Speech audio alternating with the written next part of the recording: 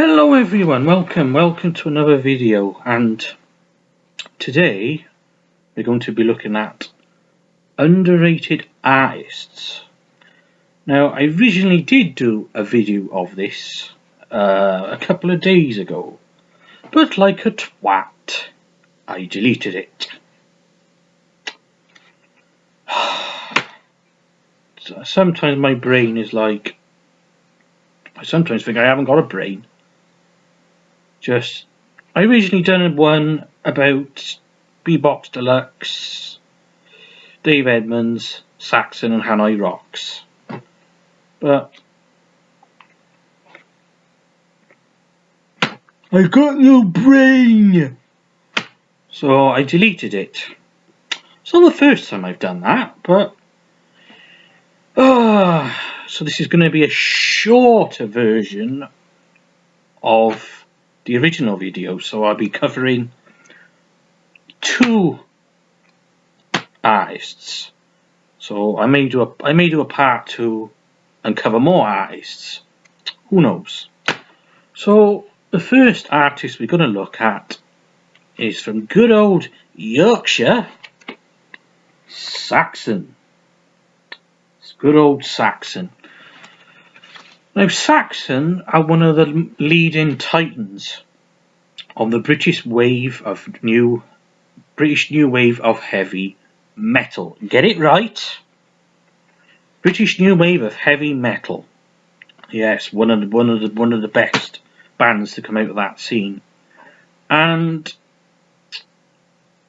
metal by 76, 77 was considered dinosaur rock. You know, bands like Sabbath, Deep Purple and Zeppelin, they were considered dinosaurs by punks, because of bands like the Damned and the Pistols. You know, it sort of did make them look like old hat, to be quite fair. I mean, you look at Sabbath, their first 5 or 6 albums are probably the best. I mean, you've got Black Sabbath, Paranoid, Master Reality, Volume 4, Sabbath Bloody Sabbath and Sabotage. They're the essential ones. And then, of course, Zeppelin. I would say Zeppelin 1, 2, 3, 4 and Physical Graffiti, in my opinion. And that was their peak. So, yeah, a lot of the metal, the 70s metal was considered old hat, passé. So then, of course, in the late 70s, you get quite frankly, one of the biggest influences on that particular scene was Motorhead. Motorhead were like they were sort of had that punk ethic, Lemmy, just because Lemmy used to hang around. He was down, he was hip. I bet he was. He was like, anybody want some speed? And he was down because the punks liked speed, so he's probably getting down with the punks. Because I've seen a picture with him with Sid Vicious and Nancy. So Lemmy, Motorhead, just absolutely vital to that scene. And then, of course, you get a band like Saxon, very important to that scene, because Saxon were a lot faster and a lot more aggressive. Definitely influenced by punk. Now, I'm not going to get into a punk versus metal debate, because I bet I get some men going, dude, metal wasn't influenced by punk, dude, cowabunga, dude. Well, if you watch Heavy Metal Britannia, the guitarist Eric Diamond Head said he was influenced by punk. It's on record. He said, I looked at Richie Blackmore and I thought, nah, I can't play like him. But I look at Steve Jones of the Sex Pistols and you think, I can play like that. So the British new wave of heavy metal was influenced by punk. Because metal became a lot faster, a lot more aggressive, and the vocals were a lot more punchier. You know, and Biff Byford, out of Saxon, his voice it's incredible. So you got incredible range, very, very aggressive. You know, very aggressive. And so yeah, Saxon. Yeah, originally called Son of a Bitch. Yeah, they were originally called Son of a Bitch. Now that sounds like a really punk influenced type of thing, isn't it? You know, Son of a Bitch. It's like Motorhead. They were originally going to be called Bastard. So like Lemmy was like, we're going to be called Bastard. And Amanda was like, Lemmy, you ain't going to get on top of the pops with that band name. Oh, fair enough. I got it, Motorhead. And there you go. So yeah, Saxon, originally called Son of a Bitch, formed in Barnsley, Yorkshire, 1976. And what can I say? Just incredible band. Incredible. Pete Gill, the drummer, fantastic. Graham Oliver, fantastic guitarist. And Wheels of Steel is a classic. It's a classic album. You know, one of the best examples for albums for the British new wave of heavy metal for sure.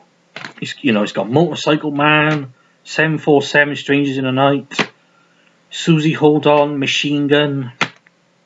Just absolutely fantastic songs. And of course, they follow up Strong Arm the Law, another great album, and that's probably my favourite album. Just absolutely fantastic. Dallas 1 PM, which is about the Kennedy assassination. Just absolutely fantastic. You know, they made Wheels of Steel and Strong Arm the Law in the same year.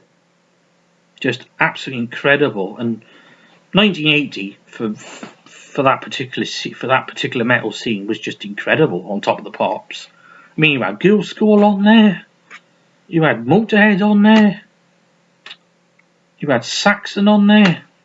Just absolutely fantastic. Absolutely fantastic. Really. And Denim and Leather, another great album.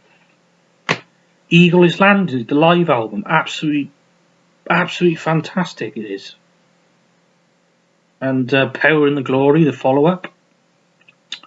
And I haven't heard Crusader. That's one album I would like to get.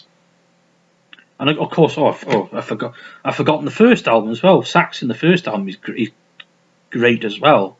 And that album seems to be underrated for some reason. A lot of people don't seem to like the production on it, but I think the production's quite. I mean, I like it.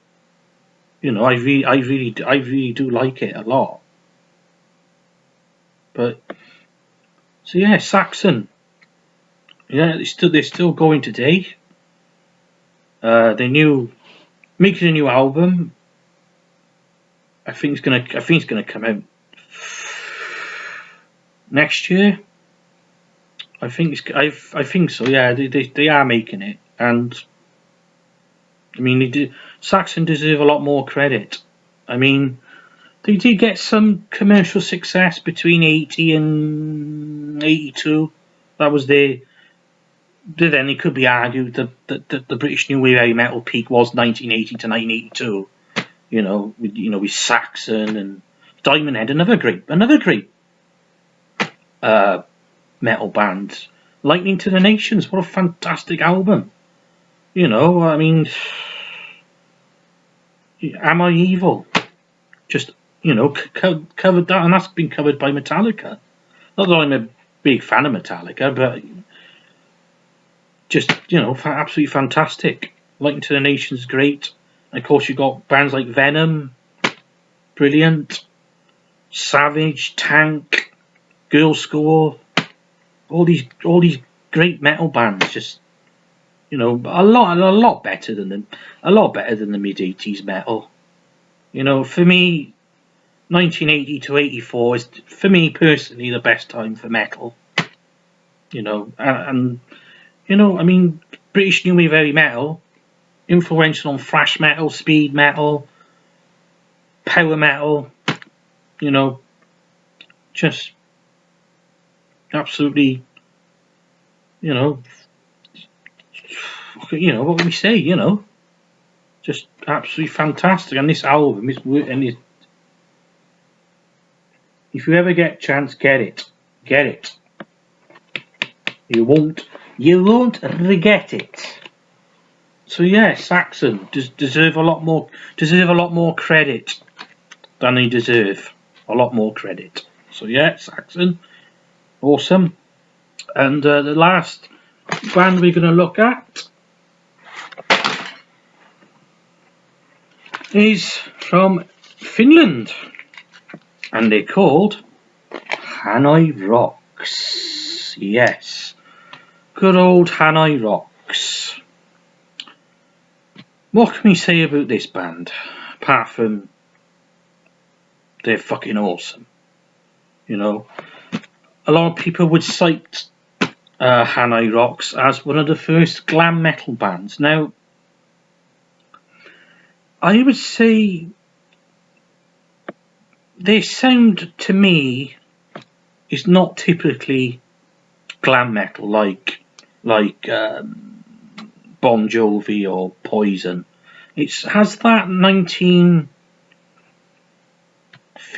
rock and roll with a punk sensibility mixed in with a bit of blues, because the singer plays harmonica and he plays a saxophone, which were pretty common instruments in 50s rock and roll. I mean, you listen to Little Richard, there's just saxophone all over the place, isn't there? So yeah. What else can we say? I lost my train of thought now. So yeah, they formed in late 70s, about 79, and they were originally doing a lot of covers of their favourite bands, so like MC5, New York Dolls, Cheap Trick, doing a lot of cover versions, and eventually they started writing their own material. Michael Monroe, the singer, and Andy McCoy. And then they moved around quite a lot. I think they moved they went to Sweden for a while, and they ended up in London, and that's how they got they found Razzle, the drummer. So yeah, the name Hanoi Rocks. I mean, Hanoi is Vietnamese, and Rocks is from Chinese rocks. Johnny Thunders and the Heartbreakers, because Hanoi Rocks were a big fan of the New York Dolls and Johnny Thunders and all that type of music. So they were big fans of that. And yeah, this album I got here, Back to Mystery City, and it is absolutely fantastic album. Absolutely fantastic. You got some great songs on you. It really has got some great songs. Really great songs. Yeah, my favourite song is Mental Beat. Just fucking hell. Just oozes attitude. It just does. It just makes you want to. It just makes you feel fucking. It just makes you want to take all your clothes off and just fucking take on the world. You know, Michael Monroe, just a absolutely fantastic singer. Definitely an influence on Axl Rose. Definitely, for sure. And Vince Neil out of Motley Crue. You look at Vince Neil, to me, you look at Vince Neil and you look at Michael Monroe, just Vince Neil, to me, he's a complete rip-off. absolute rip-off. Really is, to me. And so yeah, this album got to the top 10 in Finland. Got to the top 10 in Finland. I think it got to the top 30 over here in the UK. So yeah, Hanoi Rocks was one of the was the first Finnish group to enter the UK chart. So you know, that's absolutely fantastic. And pretty much without Hanoi Rocks, I don't think they would. To me, there wouldn't be a Finnish metal scene, or it would be a lot different. Be a hell of a lot different if it wasn't for this band. Be a hell of a lot different. So yeah, back to Mystery City. I recommend getting it. You know, it's not typically metal. Like I said before, it's not typically metal. It's bluesy. It's bluesy punk. That's bluesy hardcore punk. That's how I would describe the sound, for sure. And I've also got, which I can't find at the moment because I got too much clutter in here, but the follow-up to this album, Two Steps from the Move, from 1984, I've got those. So yeah, and you're probably wondering by now, well, they had the image, you know, they had the image, and they had the sound, and they were in the process of breaking through in the UK and United States. And you're probably thinking, well, why didn't they you know, achieve, you know, that stardom? Well, it's one of those rock and roll tragedies which is very hard to talk about, but I'll try my best. So yeah, what happened was the drummer Razzle was partying with Vince Neil and a Motley Crue, probably completely intoxicated and God knows what else. And Vince Neil, they enter a car, and Vince Neil crashes into another car, and Razzle is killed. And then a couple of months later, Hanoi Rocks, you know, they disbanded. That was it. You know, just absolute, just fucking, just it's one of those, you know, you get a lot of that in rock and roll. It's like what if this hadn't happened? What if that had happened? I mean, I'm convinced if Razzle hadn't been killed, I'm convinced that Hanoi Rocks would have been bigger than Motley Crue. Oh yes, they were. I think, in my opinion, they would have been bigger, because Motley Crue. Don't get me wrong, Motley Crue, they've got some good songs, but to me, they're just a complete rip-off of Hanoi Rocks. They are. From the image, from the imitation of the sound, just, just,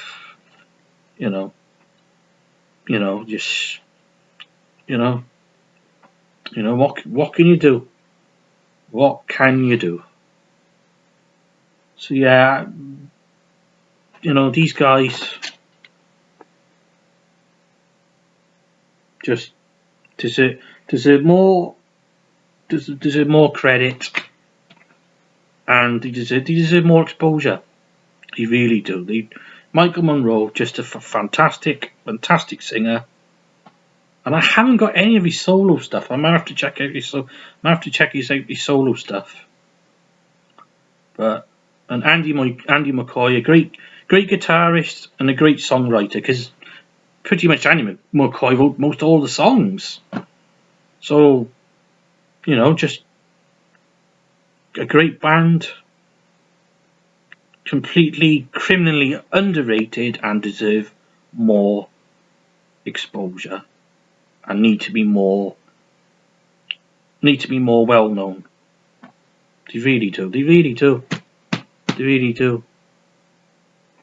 And there was a great article on Hanoi Rocks in the Vive la Rock.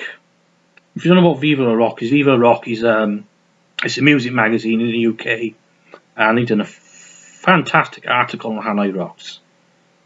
You know, it was absolutely just great article. You know,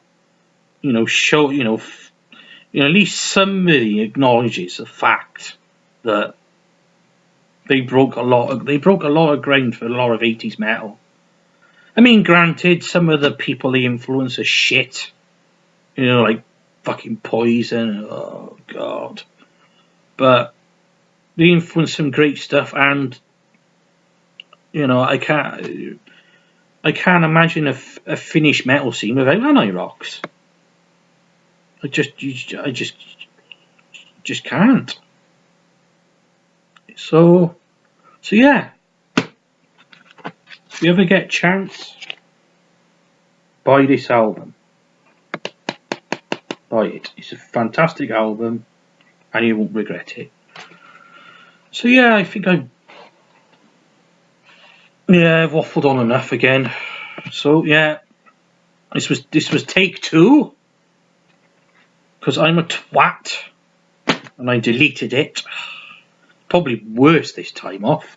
Probably fucking talked even more bollocks this time. So yeah, thanks for watching, and see you in the next video.